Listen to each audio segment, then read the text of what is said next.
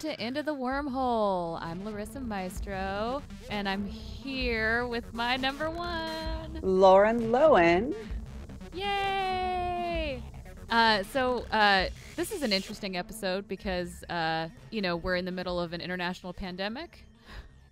So Lauren and I were supposed to have a date to go to the We Own This Town studios and record our reaction to the first 5 episodes of Star Trek Picard, but we're all in sort of a self-quarantine situation right now. So we decided to instead do this over subspace.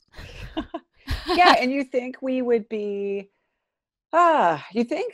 we'd be talking about the tornadoes that hit Nashville, and that would be our big news. Like, we're behind because all these tornadoes came smashing way too close to our house. But no, we've kind of, I wouldn't say forgotten, but that's been overshadowed by now our, social distancing. So fun, good times.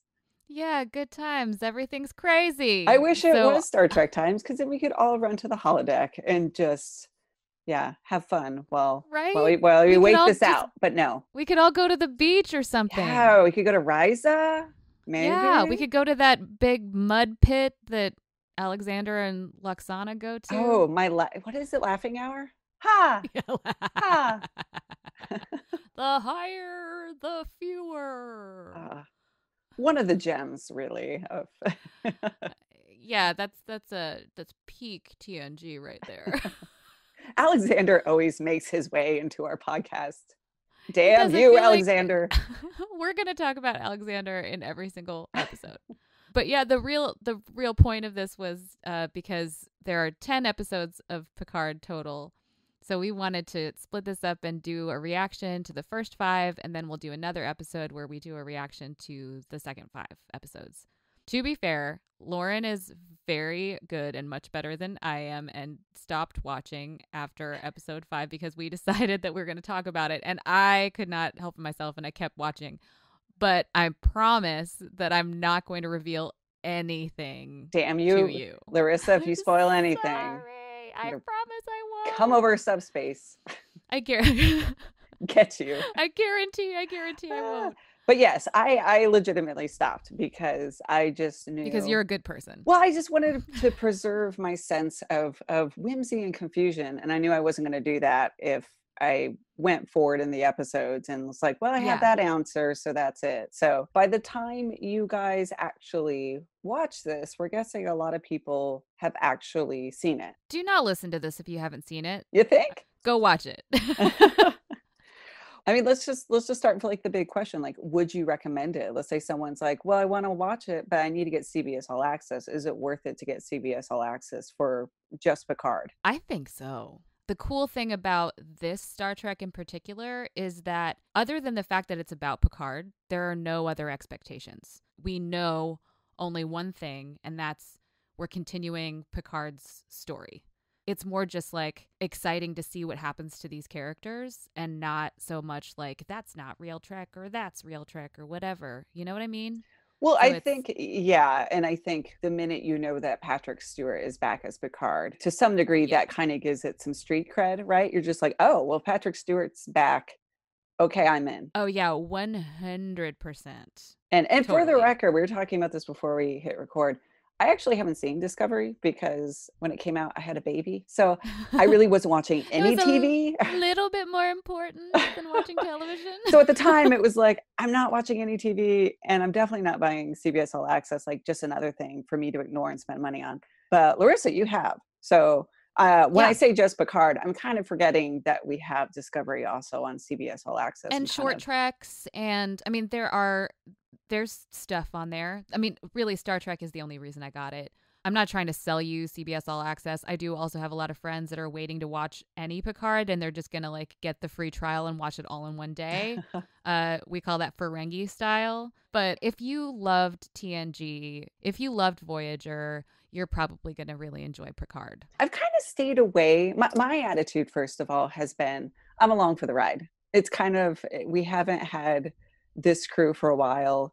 Obviously, everything, the production value, the way we do TV is so different that I didn't have any high expectations other than just again, I just want to see what's going on. And I was intrigued. But I do know I can kind of take it or leave it at the end of the day. And as we'll talk about, there are definitely some incidents already they have thrown us fans where it's a little much.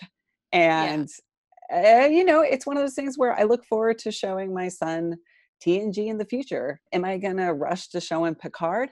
I don't know yet, but I know there's some fans that can't do that the way I can. That it's like once this show is out there and presented to them, it is canon, it happened, and it's kind of stressful for them. Yeah, I guess I haven't seen as much of that, mostly because I think I've been avoiding like threads and Star Trek shit posting and stuff, because like I kind of wanted to just form my own opinion about it. And everybody has their own relationship with the fandom, and like mine is just like enjoy it, like it's this special thing, and I'm not ever going to take it too seriously. Like at least our fans, I feel like, are not like Star Wars fans. Like Star Wars fans are just like everything is black or white. You know what I mean? Like it was terrible or it was the best thing ever. They fight about it, and there's so many bros that are like mad about Ryan Johnson or J.J. Abrams or whatever, and I'm just like, I don't care. I just want to hang out with my friends. I just want to see what my friends have been doing for the past like 20 years, I just want to catch up. Like it's been a while. I do like that Baby Yoda. I love Baby And Yoda. yes, I know it really isn't Baby Yoda, but they sanctioned that name. So the child. Yeah. Yes. Yeah. It's. I was like, how my money. How can people not call it? How can people not call it Baby Yoda? No, just take my money and give me more. So yeah, exactly. If you didn't know already, Star Wars fans, Baby Yoda is the future of your franchise. The children are our future. Well, so what's the first thing that you want to talk about? My brain wants me to say, let's talk about not so much the trailer, but just like what you thought after the first episode. Were you satisfied? Did the trailer throw you kind of a twist that you didn't see coming? Like where were you at that point? I mean, I watched the trailer probably too many times, and the trailer gives you a lot of information that you don't get in the first episode. Like they show you that 7 of 9 is coming back. She's not in the first episode, so you know it's going to happen. But I think I was really excited to watch it. And then after it was over, I was satisfied in the way that like I was glad that it existed, but I wasn't quite sure if I loved it. Do you know what I mean? Oh, yeah, yeah. And then I watched it a second time, and I felt better about it after I watched it a second time. And I think that's because it was such a stark difference in tone from TNG. Yeah. And I know that they were doing that on purpose. And I also wasn't expecting it to feel like TNG because television has changed so much since then. So I knew that this was going to, instead of being small arcs within episodes, I knew it was going to be more like a movie where there's a long arc throughout the entire series or the entire season. I knew to probably expect it to be modernized in those ways. And also knowing like the people that were involved in writing it and stuff were going to want those things. And also knowing that Patrick Stewart wanted something different than TNG. But it took me a minute to like reset and get used to the new pacing and used to the new tone of the series. Yeah. How about you? Yeah, I mean, like I said, I was along for the ride because not that I wanted to say I had no or low expectations, because that's not true. I just knew it was going to be different. And honestly, the trailers, a lot of quick cuts. People spent weeks, if not months, analyzing every nanosecond and every blur. Oh my God, and did they I kind of was like, don't worry about that. I'm just going to watch it. What a novel idea. I mean, I couldn't avoid some things. I knew that Brent Spiner was coming back.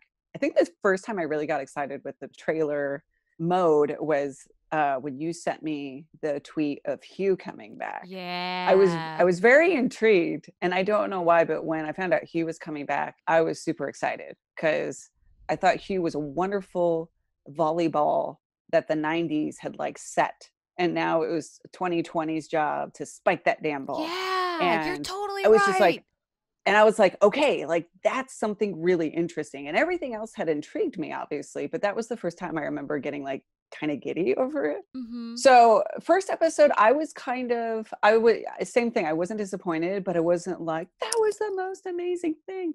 And that's okay for me because honestly, it's just a weird quirk. Any show that's on, I generally don't like the first episode. I'm kind of waiting to like get into the thick of it. Yeah. So that's just a quirk with me. It could be the best show in the world, Yeah. but I generally, even now when I restart all my Star Trek franchises, I actually usually skip the first one, which is horrible. Yeah. Um, Oh, interesting. so, Yeah, because right? I'm kind of, I don't think this is opposite by any means, but like I cried several times during the first episode and I still was like, I don't know if I love it because like that's the kind of person I am. Like immediately, like the top of the episode when they opened with blue skies, I was like, you assholes, here we go. That's the letters from Nemesis and Jane seeing blue skies at the wedding. And I'm like already like weeping and Dan's like, ugly help crying. me now. I have to admit, I missed that until I read a review. Episode 1 was the only one I went online to read reviews about. And I totally missed that it was blue skies. Yeah. Because I think people will forgive me if I say I don't spend a lot of my free time watching the feel-good movie that Star Trek Nemesis is. Oh my God. Nemesis is bad. So, it's a bad movie. But I mean, also like, you know, to your credit as well, like I'm a musician, so I was going to notice that. I know that song. I knew that song before it was in Nemesis. You know, it's a jazz standard. Oh, and I did too. I just forgot. You know what I mean? Yeah. So like memory for musical figures is my job. So when I heard the melody and I was like, oh, y'all. But I would say with my heartstrings now. After the first episode, I'll just sum it up by saying I was kind of in this weird neutral zone, no pun intended, because gotta sneak those puns in there somehow. Yeah, we got it. On one hand, I told you about how with the trailer and stuff, there was a lot of that kind of like, this isn't your grandparents' Star Trek. And we see a lot of punching. And we know that Discovery is more actiony. So I felt like the first episode to some extent was an extension of the trailer, as if they were still trying to sell us a new Star Trek. Gotcha. Yeah. But at the same time, you know, you have this mysterious girl character, which I told you I was kind of worried they were going to do a Firefly thing where she was River. And she just like gets activated and starts doing like spin kicks. Like, yes, like generic badass sci-fi girl. Basically anything ScarJo has done in the last or like Fifth Element. 5 to 10 years. Yeah. Which I love Lilo, don't get me wrong. Yeah. But I was kind of like, okay, we've seen that before. But I thought like, oh, if Brent Spiner really can't come back or Data can't come back, it might be cool. In my little Star Trek fan list of things I didn't expect them to do, I was like, that'd be kind of cool if they got Lal back, because then you could kind of do that dynamic. And I thought they might even sneak her in. Like they just have to go to a star base or, you know, somewhere. And it's like, oh, she's there for like 5 minutes. And it's like, cool. So it was weird. I know the twins are not Lal, obviously. But when Picard was talking to them, Lal? Like what happened to her body? They never say, did he dismantle her? Did like what happened? I think it's to just her like body? A non-issue. I don't know. She got recycled, I think. Bruce Maddox got a hold of her. They made shoes out of her and donated them to people in need. Yeah, that makes sense. That checks out. For a nanosecond there, when Picard was talking to her on the bench, and he's like, I think I know who you are. For a minute there, with especially all the dark hair, I was like, oh my God, is it Lal? Like, no, they're not doing that. And they didn't do it. It's not Lal, but I feel like they took a nugget of that idea of Data's daughter. But I told you I was going to do a punch calculator. Oh, did you? A punch? Oh, I gave up. I mean, as you know, like the first episode, in the first 5 minutes, I'm like, well, fuck that. Because they come in, there's like a knife in the chest of her boyfriend. And there's just like punching and kicking. And I was going with like 5 punches, and in a matter of the first 5 minutes, that just all went out the window. So totally. So I felt like once we got to the second episode, I felt more comfortable. I kind of felt like it was starting to enter something that I was a little more grounded with. Same. So I have a question for you as an artist. Ooh. What do you think about Data's makeup? Oh God. I think this is my least favorite thing to talk about in this whole episode. Thing. Like everyone's talking about Data's makeup. I know. Yeah. Okay, so last night I did go back to the first episode and looked at the data scenes. And then I went back to the trailer because I remember watching the first episode and thinking, that doesn't look as bad as I thought it did. Yeah. So I don't know about you, but I went back to the trailer and holy shit, the trailer, he does look different. It's not just Yeah. my imagination. So they definitely tweaked or fixed something. I don't know if that was a fan reaction thing because they're doing that. I mean, you see what they did with like Cats and Sonic the Hedgehog when people freaked out about the trailer. I also keep reading conflicting things about what tech was used on Brent Spiner.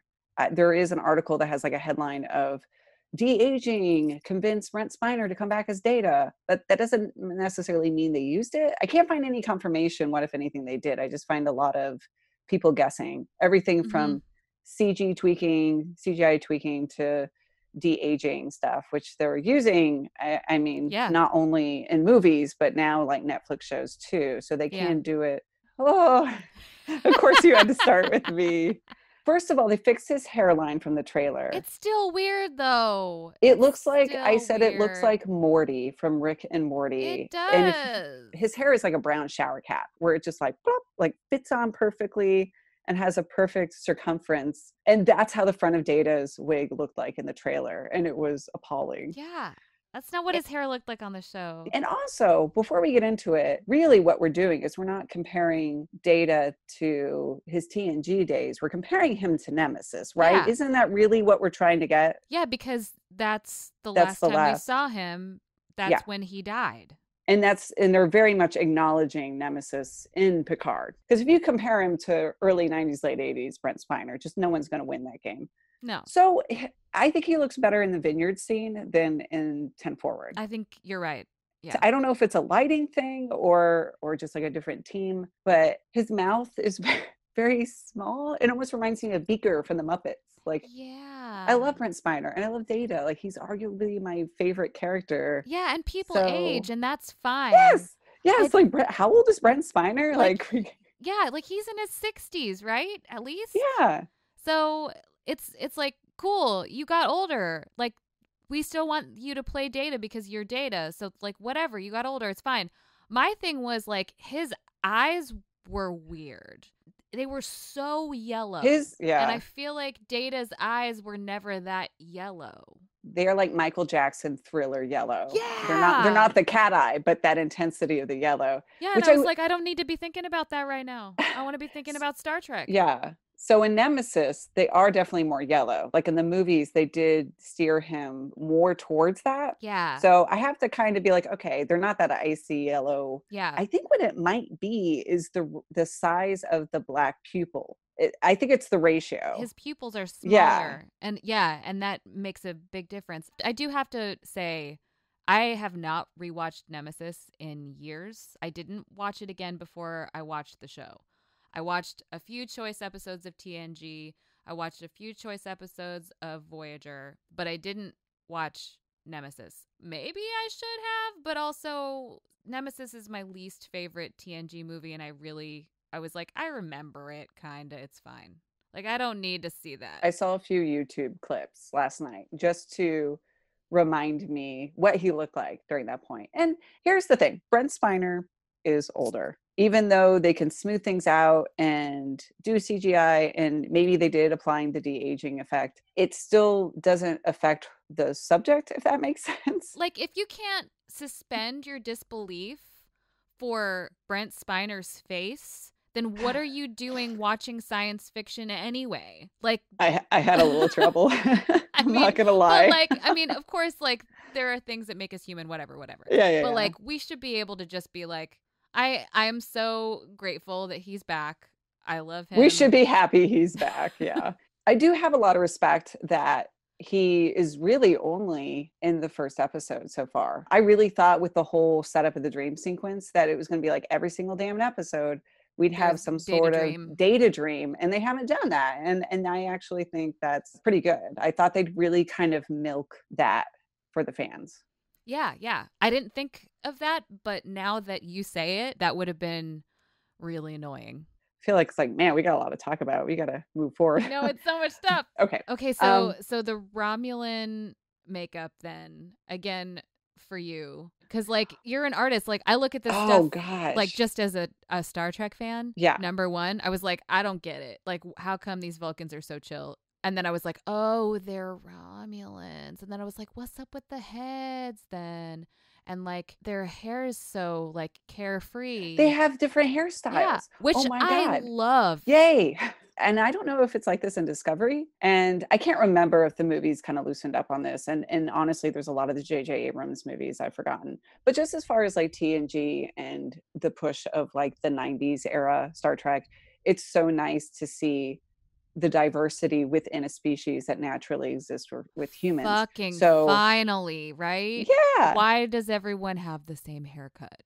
Like, and we're used to seeing characters in sort of like a military operation or something, and even, you know, mankind, like we have certain regulations, so that kind of makes sense. Mm-hmm. But the whole like Romulan forehead thing, I just couldn't remember if we had seen Romulans with or without the ridges. And you said they brought up the fact that it's like a Northerners thing, or yeah, like she says.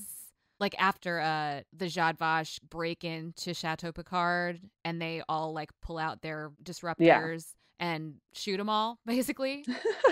She I forget her name. I have the cast and crew, but she's not on it. I do know I like her. I love her. Where she said something about they're stubborn Northerners, and she smacks her partner in the head, and he's got the ridges, but she doesn't. Oh, I missed that. I kind of loved that it was such a quick explanation because it wasn't like, we're going to go into the history of continents on Romulus. And I don't need to hear that. I just need to know why I thought these Romulans were Vulcans. And now I know. I do know that there was a mini, I think 3-part comic book series where it goes more into those Romulan housekeepers characters. I know it deals with some of their past.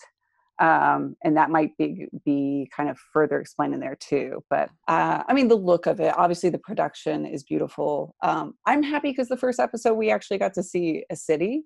Yeah. It's really quick when they're in Daj's apartment. I think it's supposed to be Boston. But I was thinking like there's got to be cool, you know, kind of metropolitan things, and we don't really see that a lot. So they gave us that. His actual vineyard is beautiful. The Romulan planet where Elroy, what's his name? Elrond Elrond is like Elrond from Lord of the from Rings. Lord of the Rings. I know. I've been doing that. He's like people are Elroy. calling him from like the Jetsons. From the Jetsons. Yes. People are calling him Space Legolas. Yes. I can see why. I also just very recently, the 2 days after the tornado, I watched all of the extended versions of Lord of the Rings movies. Oh my gosh. So I have them kind of like smushed together in my brain a little bit. I was like, oh yeah, he totally is Space Legolas. I get it. Yeah. So, you know, even though that kind of verged on a little bit of looking very fantasy-esque. Elven. The outfits are lovely. I love it when you do see all those Romulans, when we're introduced to Eleanor, that like some of them are those traditional Romulans, and then others feel much more like they're wearing utilitarian gear. It just feels like a lot of good world building. Yeah. If you look at the details and you look at what they're doing, it's really nice to see the variety within the species that they're giving you. Black Vulcans, black Romulans, like give me some color. Like how come we had to wait until Tuvok for a black Vulcan? Come on, we can do it. It's not hard. You just cast people. I think maybe the movies did, the like old Star Trek ones, but it was a while. But everything from like skin color to curly hair. I love the fact that you have more relationships where there's also like Raffi's son is obviously with expecting a baby of a Romulan, and there's just seems to be a lot of that sprinkled in. I mean, Daj, the first episode, her boyfriend is some sort of amphibious alien, but there seems to be a lot more of that kind of real world sensibility of how people would form relationships. Yeah, and the idea of the future of our galaxy being one in which people of all races and species and backgrounds are able to love each other equally for whoever they want. So it's, I mean, just showing that and not making a big deal of it, just like having that be the norm is actually a huge step it's something that I've thought about a lot in Star Trek in general. Like, as you know, like as a mixed race person myself, like with parents who are in a mixed race marriage, it was something to see people of mixed race represented on my favorite show. Isa Briones in particular, she is actually half Filipino and half British. And when I found that out, I was like, oh my God. Finally. I was like, there's a half Filipino on Star Trek. Like, what? Additionally, her parents also met when they were in the touring company of Miss Saigon, which is like a big deal in my childhood too. So I was like, I feel so like represented in every way. Weren't you in Miss Saigon? I was in a local production. I was in a local production of Miss Saigon like almost 10 years ago. I was Kim. But like that doesn't seem like it would be a big deal if you don't feel like you're underrepresented. But when you do feel underrepresented, seeing something like that is like a whoa, I had no idea I was going to feel this way about it. It was really exciting. Like seeing her call her mom and her mom comes up and she's Filipino. Yeah. Like seeing her mom's face and being like, that feels like me calling my mom. Like it makes me want to cry. It's such a small thing, but it makes me want to cry right now because it's something I've never seen on TV before. So that was a big deal for me. But then also like, again, going back to the interspecies relationships and seeing more diversity within species, like Commodore O, that she's Asian. Yes. She's Vulcan, but she's Asian. You know, like seeing that, it feels like a big deal for me. I think that's specifically stuff that this new era of Star Trek is really trying to do a great job at without making it a big deal. Like they're just like, we're just going to do it. We're not going to be like, look at us, we're doing it. They're just going to make it happen. Is it? Yeah, Daj's boyfriend too. Like cast a black actor as an alien, or don't just cast a black actor. You know, Mm-hmm. I would love to see some non-binary characters. That would be really cool. But like so far, I don't think that's happened. To my knowledge, that hasn't happened. But it probably will soon. Well, you know, you don't have to have a romantic storyline for that to be revealed. Yeah. It just has to be like you introduce somebody to someone and they're like, what's your pronoun? And they're like, they, them. and then it's over. That person is just now non-binary. Also, I'm excited about the Picard cast being so diverse as well, with the exception of like everyone that's coming back. Most of them are I was gonna say everyone is coming back actually is white, but yeah, a lot of the new characters are people of color. Like, what's her face? Rafi. It's nice to see a woman of color with her natural hair out on a show about the future, but also like I'm interested in the fact that her character is so broken. I mean, it feels like they're trying to shine lights on things in our current times. It's nice to see something real like that. It's also like her character makes me so uncomfortable. Really? In what like, way? Yeah, because she's so self-destructive. So you find out that not only did she kind of go down the rabbit hole and in her obsession with it sort of lose her marriage and the relationship with her son, but you also find out on top of that, she alludes to the fact that she probably had some sort of drug, maybe alcohol abuse, which makes sense. But it did bring me back to something way back in Deep Space Nine, where they had Major Kira, who was a wonderfully complex, and we could say had her emotional baggage. And at one point they were going to throw in a storyline where she was a drug addict too, that she was addicted to stimulants because of her time in the resistance. And they said, we don't know if we want to do that because one, we have such a strong female character. We don't know if we really want to throw that baggage on her. It seems like a disservice. But then also they thought, oh, for the storyline, it would just be too complex. Why would they have this recovering addict in this position? You know, they couldn't figure out how to really write themselves out of it the next week. But it kind of brought me back to that where I was like, is it enough that Raffi is just so broken because of her obsession with this issue? Or do we have to, on top of it, throw, oh, but she's also, I'm kind of torn because on one hand, you would expect that to happen as well. But I'm also like, geez, is it kind of overkill?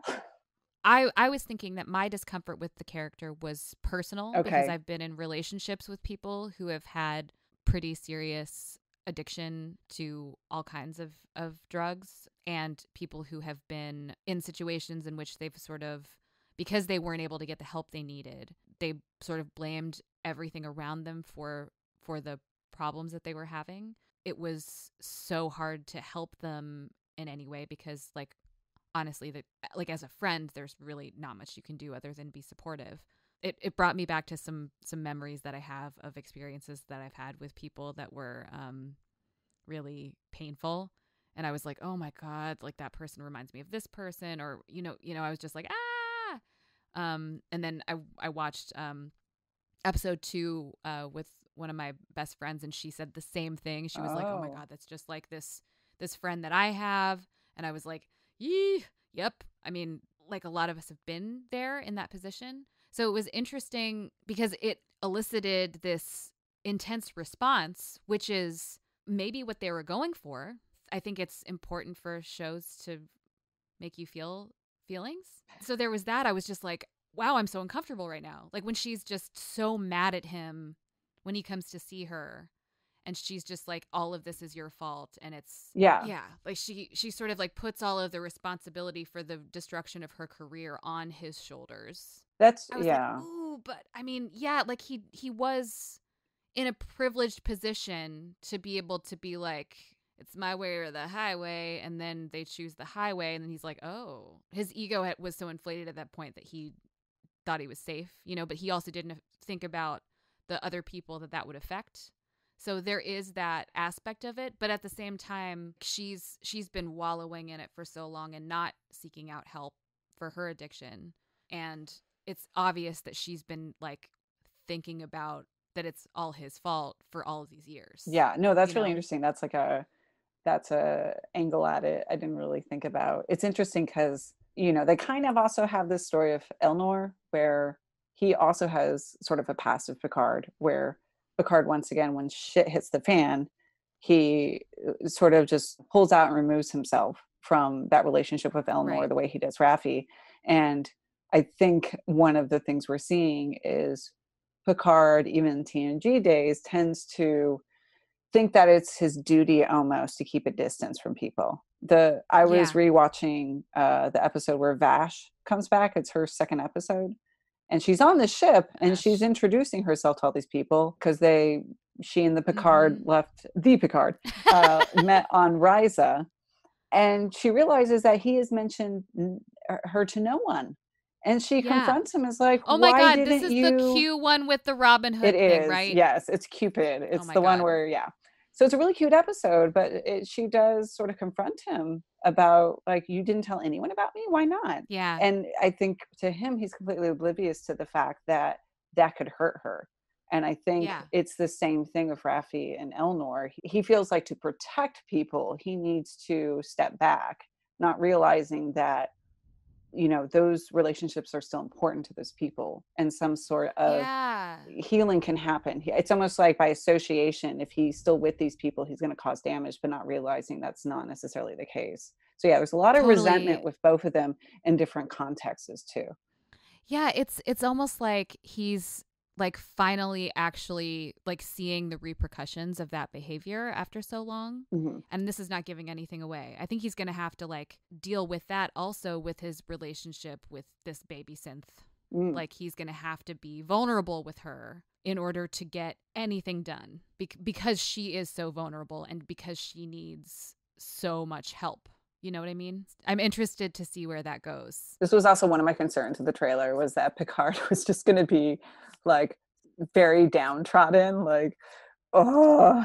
And then I can't, well, not even that. It was just sort of, it was so nice. I know a lot of people thought this scene was cheesy, but I very much welcomed the flashback to him and kid Elnor just playing. Oh, I loved it. It's like we got sword action, we got fencing, we got Picard actually. It felt like years later we saw a part of Picard that he had evolved, which was, of course, the fact that in the very beginning of TNG, they kind of started this thing where he doesn't like kids, and they softened up on it and kind of just tinkered with it. Like, but now it was such a sweet, I just wanted him to be my space grandpa. Like, I know. I felt the same way. Because like also if you think about it, Because, like, we just talked about Rascals in the last episode.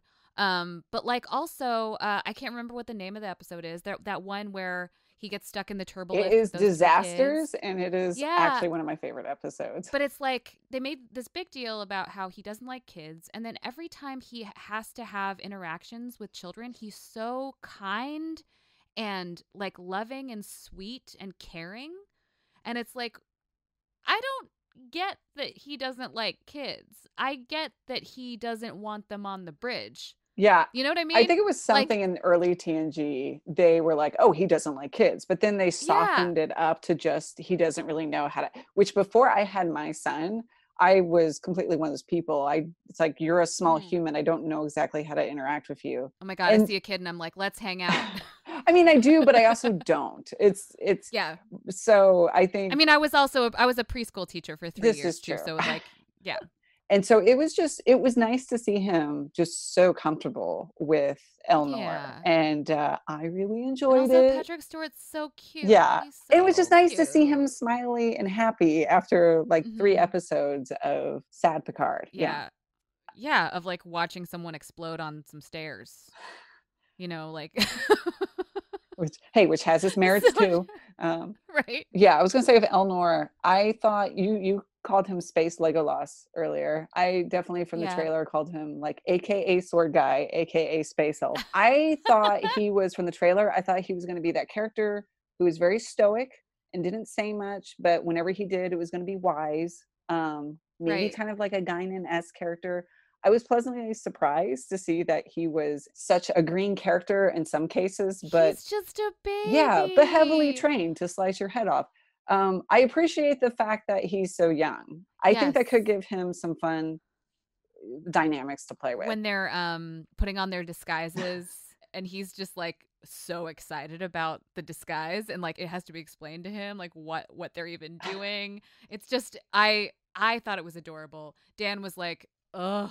And I was like, come on. Yeah, some people are going to find him annoying, but I kind of welcomed it because, again, I just thought he was going to be kind of a one-note character. Totally. I do want to, because I want to talk about Seven. Okay.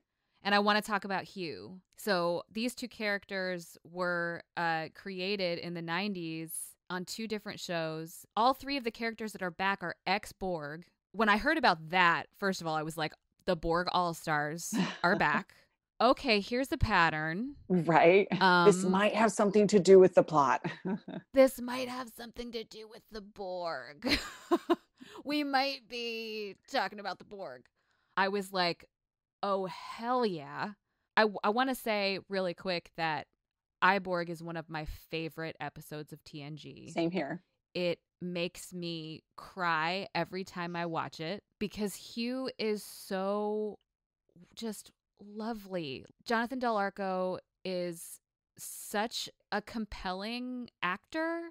Like you just kind of like fall in love with him and just like want to hold his hand, you know, the way that he plays Hugh.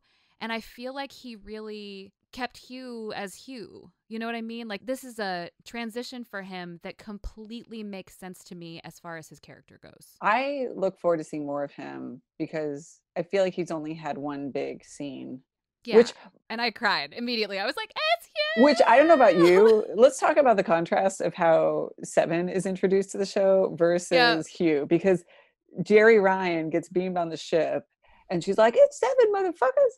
And everyone, like, that's how the episode ends. And it's a big cliffhanger. When they introduced... I wish they hadn't put her name in the opening credits. Like, I wish I hadn't known that she was going to be in that episode because I was waiting for her the whole time. I was like, I wish it was like a real surprise. I shouldn't have watched. I shouldn't have watched the opening credits. If they were smart, they would have had her in the end credits. I know shows that have done that. But Hugh, when he shows up, I love how they just click over to his office on the Borg cube as if he's like having lunch and playing Minesweeper. Like it's very not dynamic. It's just like if you didn't know that was Hugh from the show, if you're a newer fan or just didn't know he was in it, he just seems like another character. And I actually had to rewind because it took me by surprise. I was like, holy shit, it's Hugh. I had to rewind again because I wanted to get that first impression. But they just kind of like, here he is. Yeah. So I think I screamed probably, or I was just like, and definitely had a like well up of emotion, but like you're totally right. It wasn't like and draw the curtain and here's Hugh.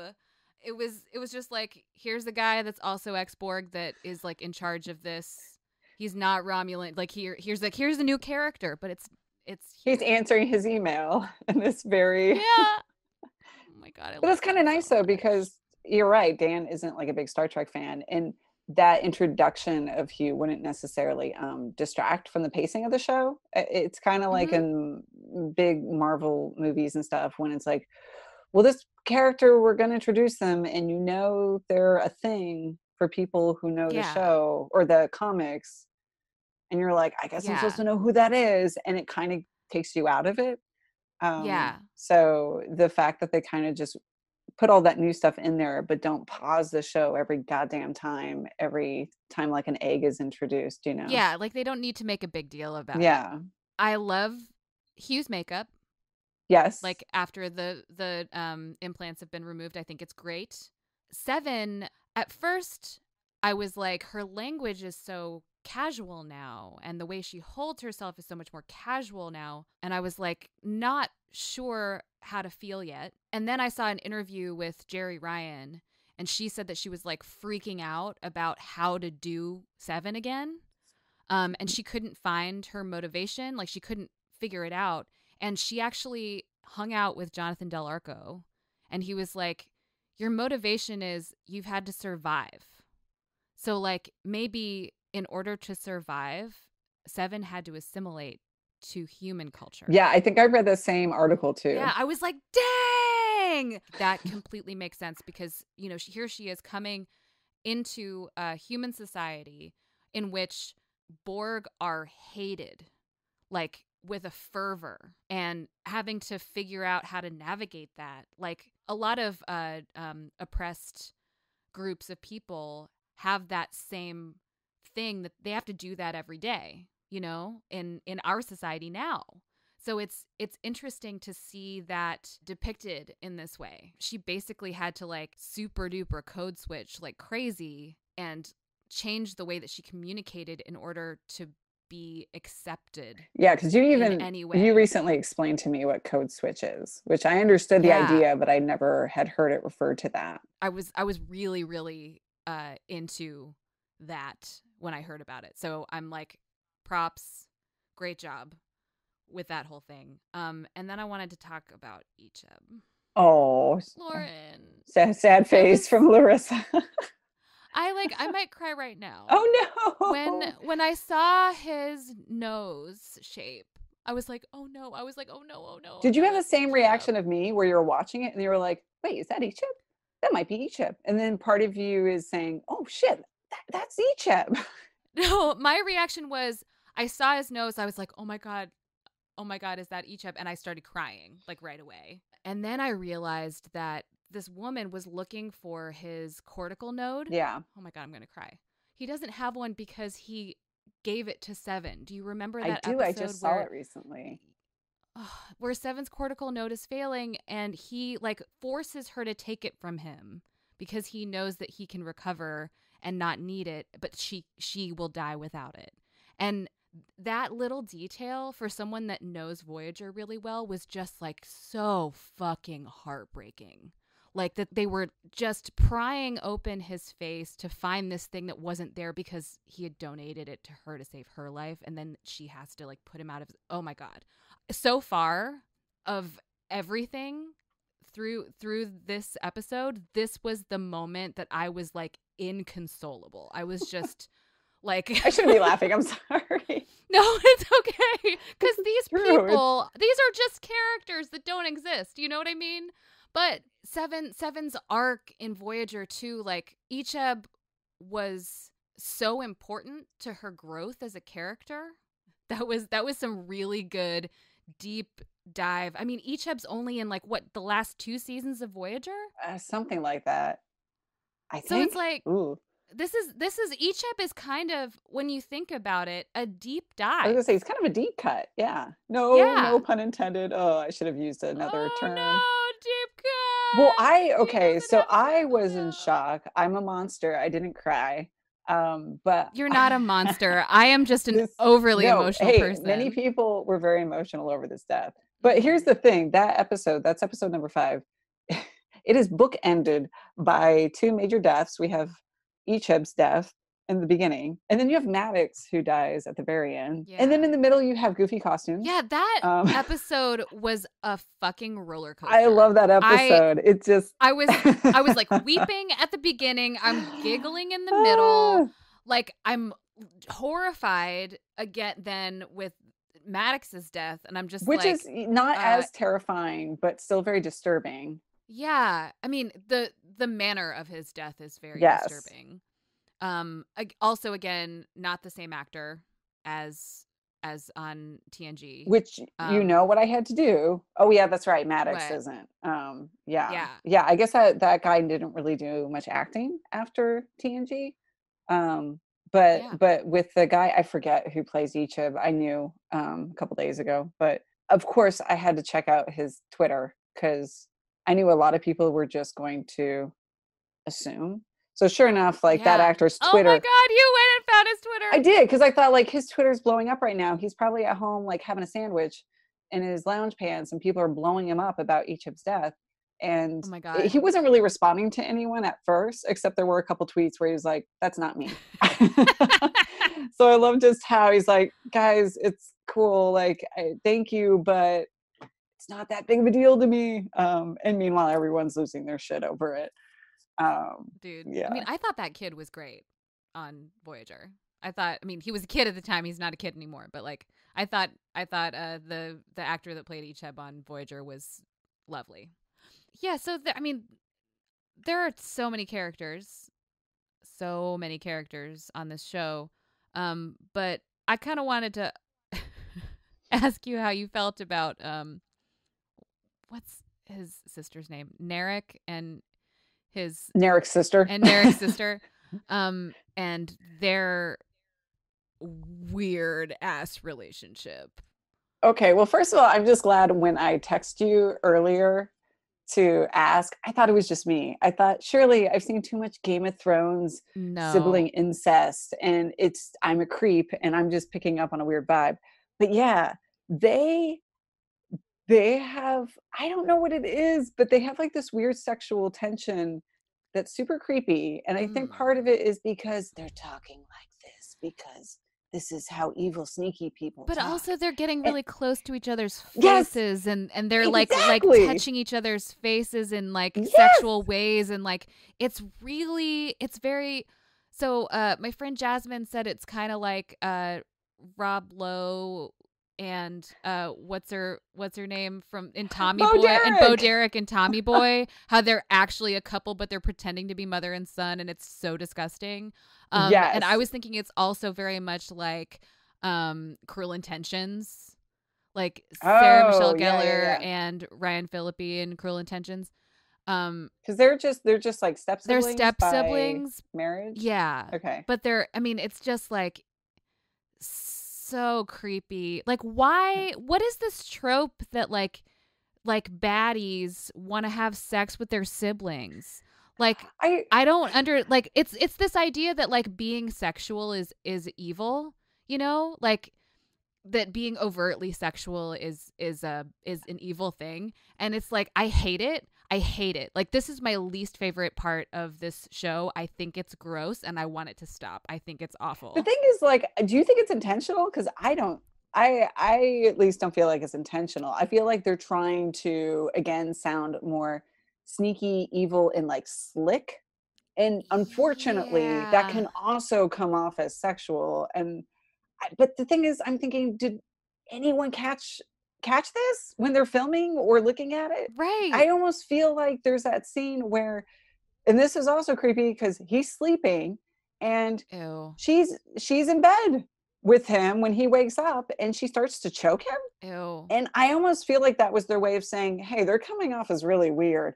Well, let's have her choke him, and then that shows that no, she really doesn't like him. This is them being evil. But instead, I'm like, nope, you're not convincing me. It's just some kinky shit that they're into. Yeah, it doesn't, I don't know any siblings that you know, like in real life, like what was it? Like it was like Angelina Jolie and her brother or Oh something, yeah. you know, in the With like the blood in 90s. the vials. Oh wait, no. No, she had That she was and Billy Bob Billy Bob Thornton. Thornton had the blood, but like she was like Yeah. really, really extra like snuggly with her brother at some point for some Yeah. reason, and it was a thing. But like that's the I, only like comparison I can think of. But it's still like I don't like what no like no like no ew I hate it.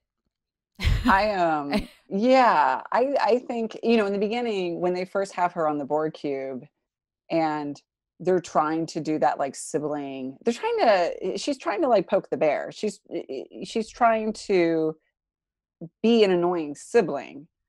But because again, she's talking like this and she does that thing where she gets really close to his ear Oh to say something that is supposed to annoy him, but instead it's like she has the pursed lips and it's like way too close to his cheek and face, and it just comes off as sexual. It would almost make more sense if they were ex-lovers, or if they yeah were like they were somehow more peers that had to work together but don't like each other. yeah. But that would make more sense than them actually being siblings. So I don't know if that's going to go somewhere, Do you have a but brother?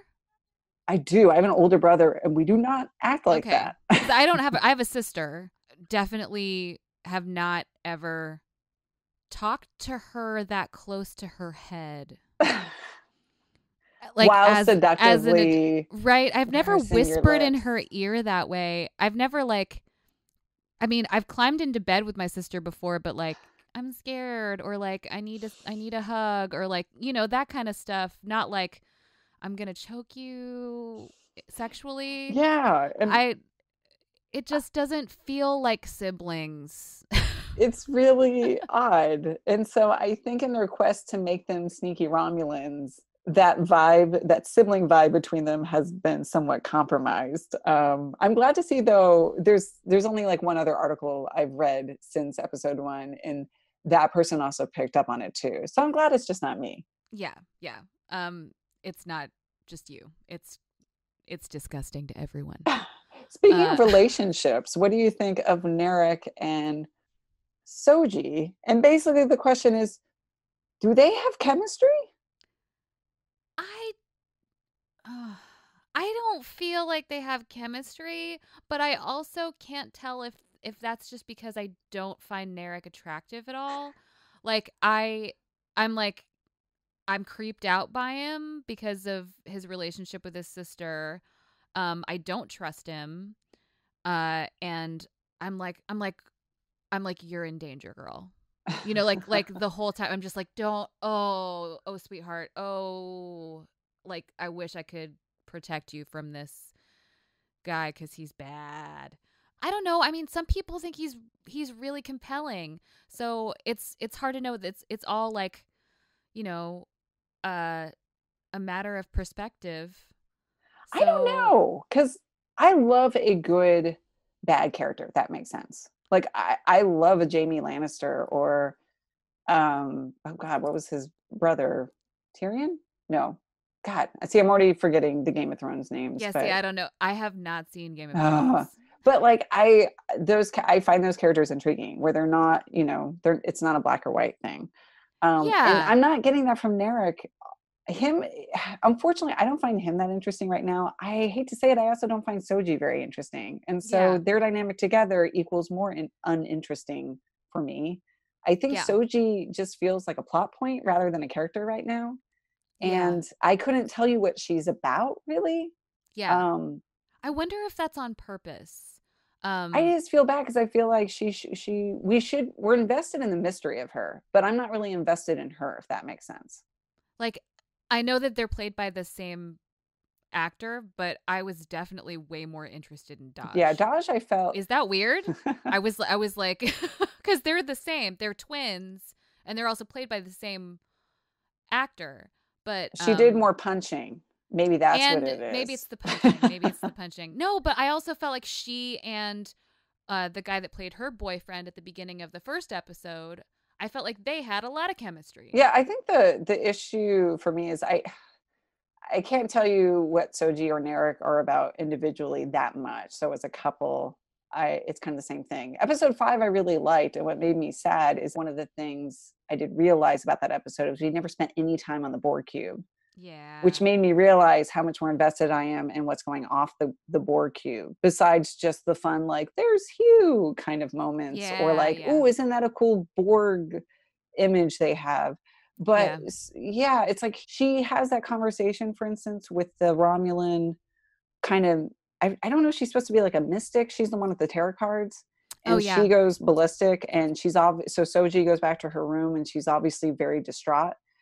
And then Narek is just there, which to me was like, wow, it's more disturbing than. Yeah. I mean, if a guy I had just started dating was just like in my apartment without me knowing that he was there, like I would be creeped out by that. And I'd be like, maybe we should rethink this. And here's the thing, like if Narek just said, look, I'm going to start sleeping with her, and she's going to just eventually start talking to me and trust me, like, cool, that's a plan.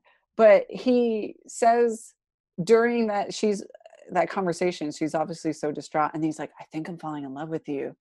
And I remember literally thinking, why?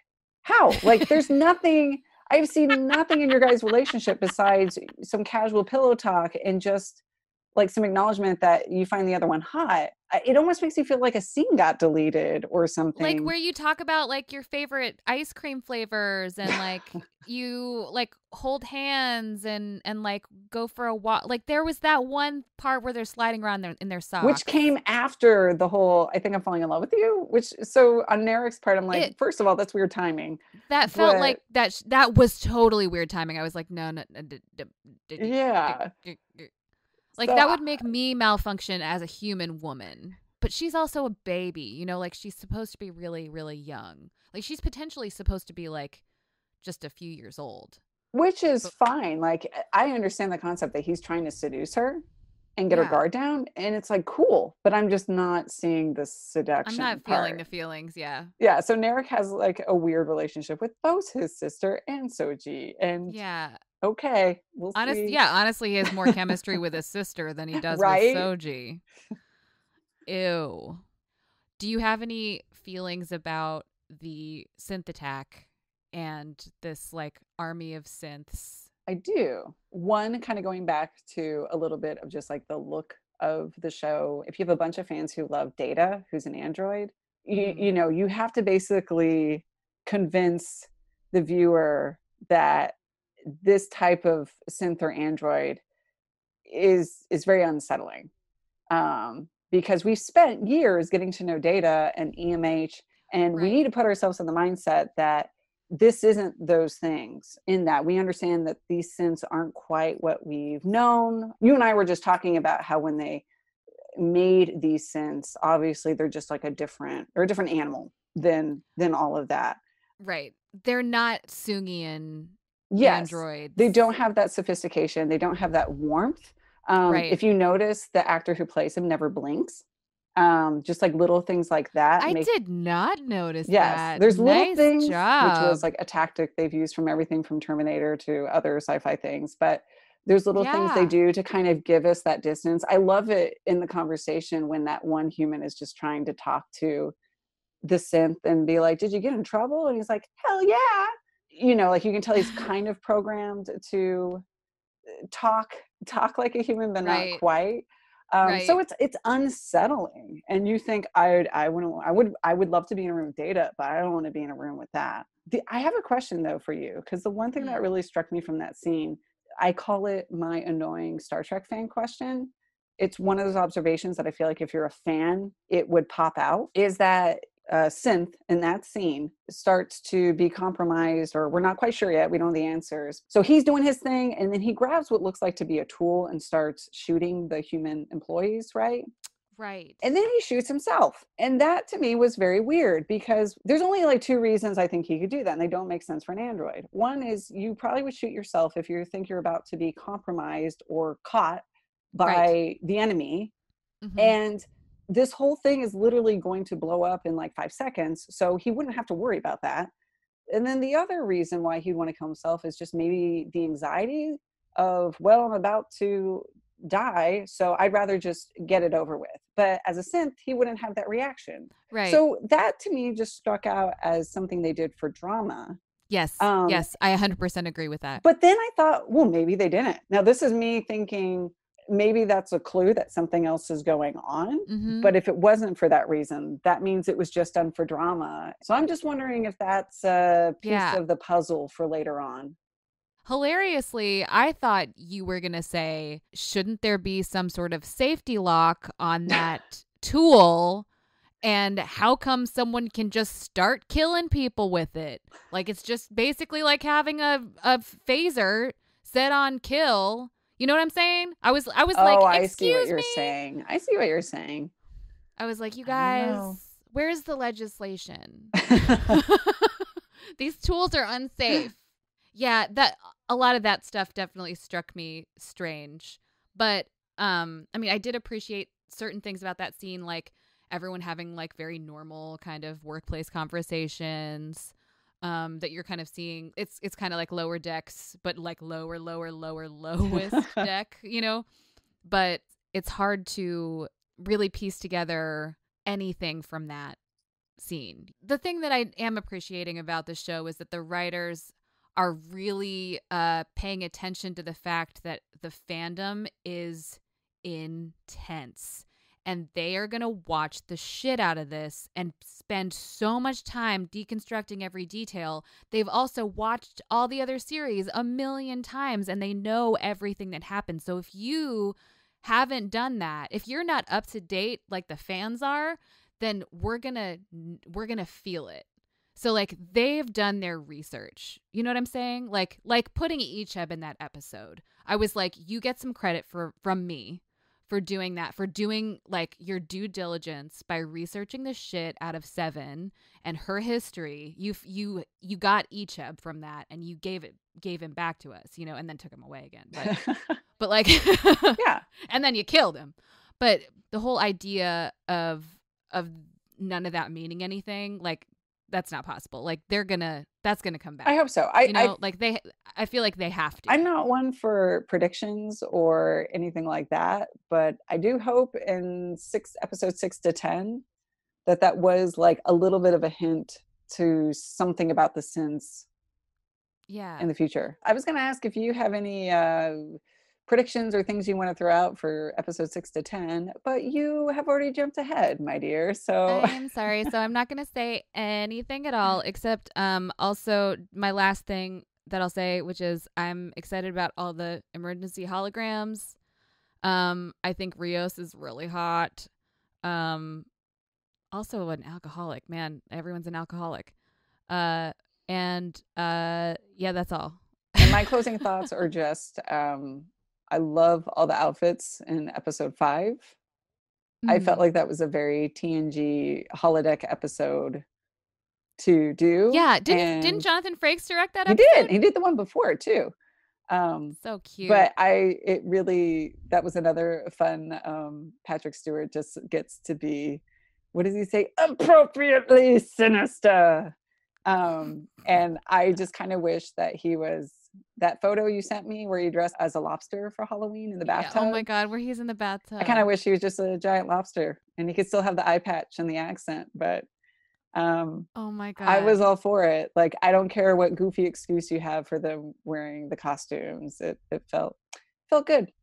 Let's violently kill Icheb and then let's put a pimp costume on the pilot. Sure. That moment when Patrick Stewart like is being silly in the costume, like you can just tell that like he and Frakes are just giggling at each other from across the camera, and it just like felt so nice in my heart. I was like, give me that TNG love. And then we have Jerry Ryan busting through, double fisting blasters, and boo, boo, boo, boo. It's just like it's a very topsy-turvy episode. I know. I also was like, okay, I get it. Like from what she learned from Janeway, she totally would have gone down there and gotten rid of that right woman.